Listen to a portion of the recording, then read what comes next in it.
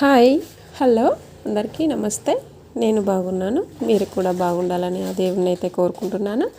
మీరు చూస్తున్నాయి సొరకాయ బూరెల కోసం నేను పిండి కలుపుకొని ఇలా అప్పలుగా అయితే ఒత్తుకున్నాను. ఆల్మోస్ట్ అప్పలు అయితే చేయడం అయితే అయిపోయింది. ఇక లాస్ట్ ఎండింగ్లో మీకోసమే ఈ వీడియో చేస్తున్నాను.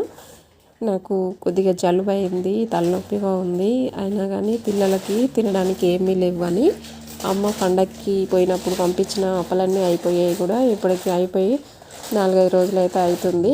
అందుకని పిల్లలు మమ్మీ అప్పలు చేయి అంటారు.